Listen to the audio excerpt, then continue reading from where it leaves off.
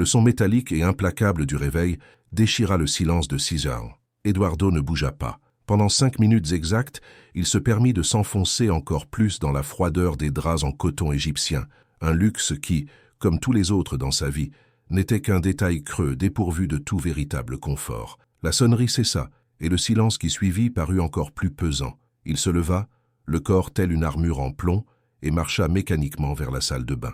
L'eau chaude de la douche fut un choc momentané, une promesse de chaleur qui se dissipa en vapeur avant de pouvoir pénétrer la couche de glace enveloppant son esprit. Lorsqu'il sortit, le vide habituel l'attendait déjà, fidèle comme une ombre. Son appartement, au dernier étage de l'un des immeubles les plus prisés de la ville, était moins un foyer qu'un mausolée. Chaque meuble, imposant et minimaliste, avait été choisi avec une précision chirurgicale. Les murs, dans des tons de gris et de graphite, absorbaient la lumière, et le marbre froid du sol semblait résonner l'absence de pas pressés ou de rires spontanés. Par les immenses fenêtres en verre, la métropole se réveillait, une mer de lumières et de mouvements qui, pour beaucoup, serait un symbole de pouvoir et de conquête. Pour Eduardo, c'était juste un papier peint, un fond pour sa propre solitude infranchissable. Dans la cuisine, il prépara le café, fort, amer, sans sucre. Il le but debout, regardant le néant, le goût en bouche reflétant parfaitement celui de son existence. Tout dans sa routine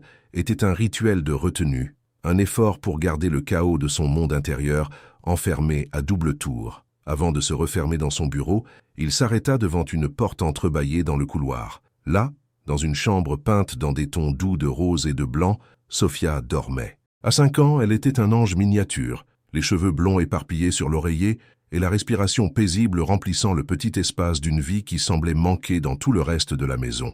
Il l'observa par l'embrasure, n'osant pas entrer, tel un spectateur devant une œuvre d'art qu'il ne se sentait pas digne de toucher.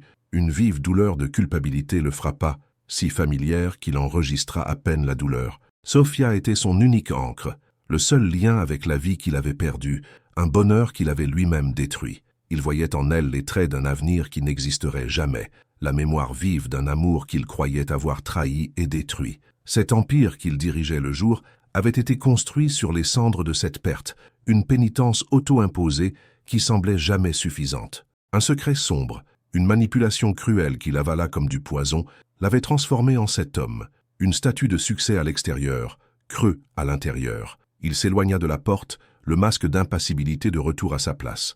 Le travail était son refuge et sa prison. Immergé dans des feuilles de calcul, des devises et des stratégies de marché, il trouvait une distraction fonctionnelle. Les chiffres ne mentent pas, ne ressentent pas, ne l'abandonnent pas. Ils étaient des prévisibles et sûrs. Il avait construit un conglomérat à partir de rien, une forteresse financière qui le protégeait du monde, mais l'isolait de toute chaleur humaine. La victoire, cependant, était sans saveur. Chaque contrat signé, chaque objectif atteint, ajoutait simplement une brique de plus à son mur, le rendant plus haut, plus impénétrable.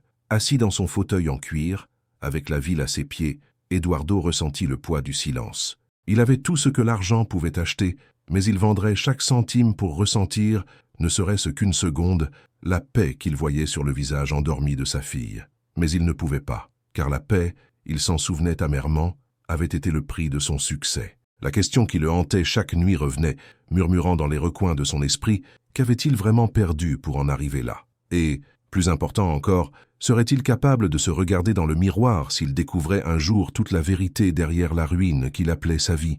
La matinée s'étira avec la même prévisibilité de toujours. Réunion par visioconférence, rapport analysé avec une précision glaciaire, décision prise avec la logique froide d'un ordinateur. Pour Eduardo, le monde extérieur était une série de variables à contrôler. Ce fut la voix de sa gouvernante, Donna Elvira, à travers l'interphone, qui interrompit sa concentration. « Monsieur Eduardo, la nouvelle nourrice est arrivée. » Il appuya sur le bouton. « Faites-la entrer dans le bureau. » Sa voix sortit comme un ordre, dépourvu de toute inflexion. Il ajusta quelques papiers sur le bureau, une barrière subtile entre lui et le monde. L'agence avait assuré qu'elle était la meilleure, avec des références impeccables, mais pour lui, elle n'était qu'une pièce de plus à intégrer dans l'engrenage complexe de sa vie, une employée dont le seul but était de garantir que l'existence de Sofia se déroula avec le minimum de perturbation pour lui. La porte s'ouvrit et elle entra. La première chose que remarqua Eduardo fut la couleur. Dans un environnement dominé par le noir, le blanc et le gris, Le cardigan en laine moutarde qu'elle portait était une offense visuelle.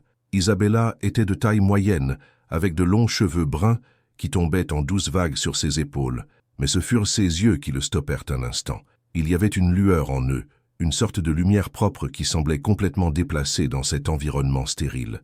Un sourire léger et constant flottait sur ses lèvres. « Bonjour, monsieur Eduardo, dit-elle, la voix claire et sans l'hésitation à laquelle il était habitué avec les nouveaux employés. « Mademoiselle Isabella, répondit-il, consultant le formulaire devant lui. Il ne se leva pas.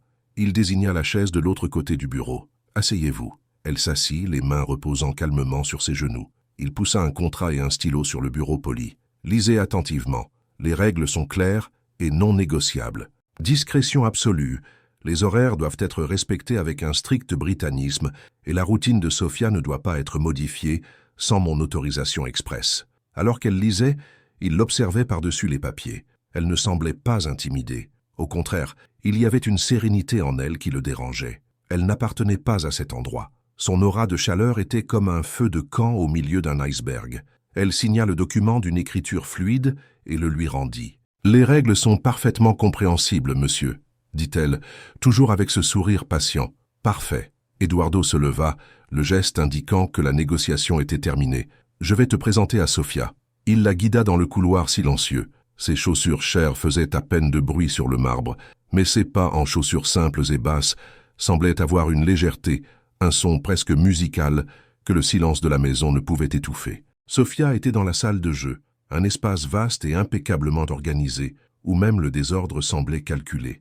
La petite était assise par terre, dos à la porte, alignant des blocs de bois, avec une concentration qui frôlait la tristesse. Elle parlait rarement aux étrangers, se recroquevillant généralement ou ignorant simplement la présence de quiconque autre que lui ou Donna Elvira. « Sophia, » dit Eduardo, la voix plus douce que d'habitude, mais néanmoins chargée de formalité. « C'est Isabella. Elle va s'occuper de toi à partir d'aujourd'hui. » La petite ne se retourna pas.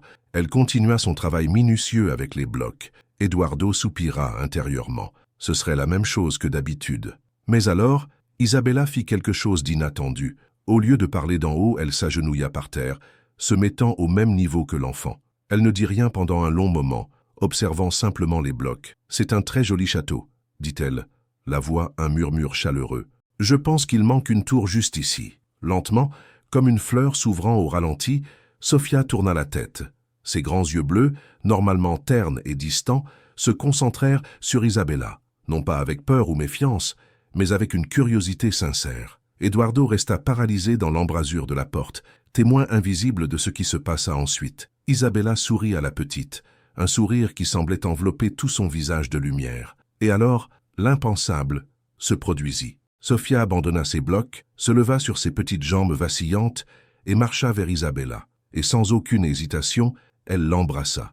Une étreinte serrée, avec ses bras entourant le cou de la nourrice, la tête enfoncée dans son épaule, comme si elle y trouvait un port sûr tant recherché. Eduardo sentit le sol disparaître sous ses pieds. L'air resta bloqué dans ses poumons. Cette scène n'avait aucun sens. Sophia, sa fille silencieuse et recluse, se livrant de cette façon à une complète inconnue.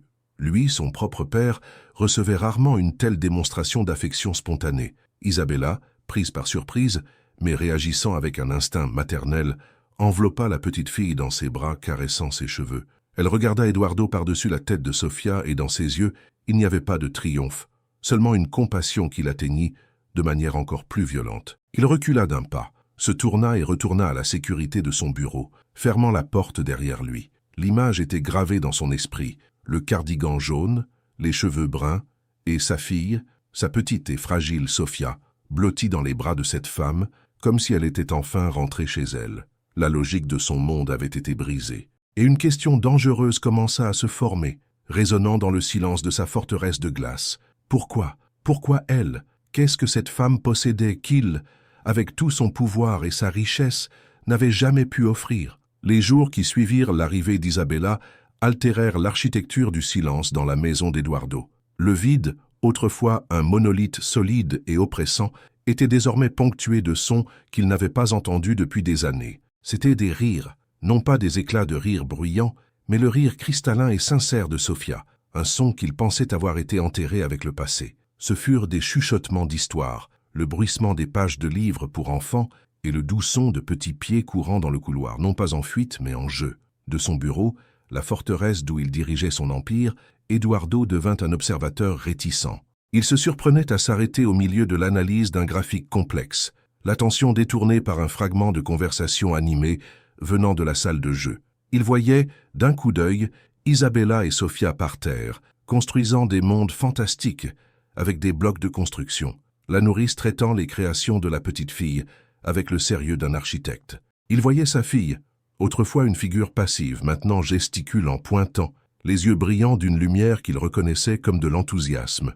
Une partie de lui, la partie logique et paternelle, ressentait un soulagement froid. L'employé était efficace. Sofia était bien soignée, même heureuse. La transaction était un succès. Mais une autre partie de lui, une partie qu'il maintenait enchaînée dans les donjons de son âme, se sentait étrange. C'était un malaise, une sensation d'être un étranger dans sa propre maison. La chaleur qui émanait de ces deux créait une île de vie au milieu de son océan d'apathie, et il était sur la rive, observant, ne sachant pas s'il voulait se noyer ou apprendre à nager. Le point de rupture vint un mardi pluvieux. La journée avait été particulièrement brutale, une série de négociations épuisantes qui l'avaient laissé plus épuisé et vide que d'habitude. Il marchait vers la cuisine, aspirant à l'amertume familière d'un café fort quand il entendit. Ce n'était ni un rire ni une conversation, c'était une mélodie. Elle venait de la chambre de Sofia, une voix douce, pure, chantant une vieille berceuse. C'était une mélodie simple, douce et incroyablement tendre. Eduardo s'arrêta dans le couloir sombre, le corps tendu. Le son était si incongru avec l'atmosphère de la maison qu'il sembla, un instant, être une hallucination. Il s'approcha, se déplaçant avec la prudence d'un prédateur, et s'arrêta sur le seuil de la porte cachée par l'ombre. La scène devant lui était d'une domesticité douloureuse. La lumière de la lampe projetait un éclat doré sur la chambre. Isabella était assise au bord du lit, berçant doucement Sofia. Sa fille, déjà en pyjama, avait les yeux mi-clos, le visage serein, complètement absorbé par la chanson et le toucher délicat de la nourrice. C'est alors que la mélodie le frappa. Pas comme un son, mais comme une force physique. Elle s'infiltra par les fissures de son armure, ignorant les barrières de cynisme et de douleur, et toucha quelque chose de profond et endormi. Une chaleur étrange commença à se répandre dans sa poitrine, une sensation qui n'était ni agréable ni douloureuse, mais si intense qu'elle le fit retenir son souffle. C'était une chaleur qu'il n'avait pas ressentie depuis si longtemps qu'il ne la reconnaissait presque plus. C'était un écho fantôme d'un temps avant le froid, un temps de journées ensoleillées, de sourires faciles et d'une main tenant la sienne avec la même tendresse qu'il voyait maintenant. Son cœur, un muscle atrophié par le désusage, fit un battement fort et douloureux. L'image d'un autre visage, d'autres yeux, clignota dans son esprit pendant une fraction de seconde, si vive qu'il recula d'un pas, comme s'il avait touché une flamme vive. La chaleur se transforma en alarme.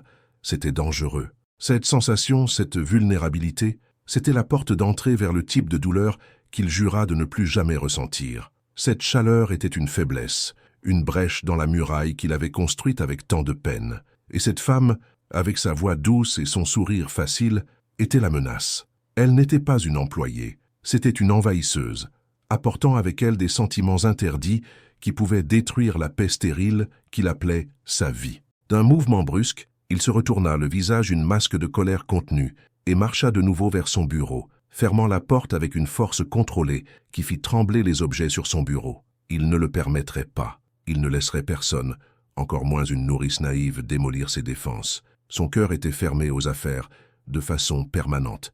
Mais alors qu'il s'asseyait dans l'obscurité, la mélodie résonnait encore dans son esprit, un fantôme insistant. La graine du doute avait été plantée dans le sol gelé de son âme.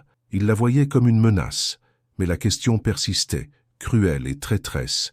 Et si cette invasion n'était pas le début d'une nouvelle guerre, mais la fin d'une ancienne? Cette femme était-elle sa fin ou le seul début possible? Pour la première fois depuis des années, Eduardo n'avait pas la réponse, et cela l'effrayait plus que tout.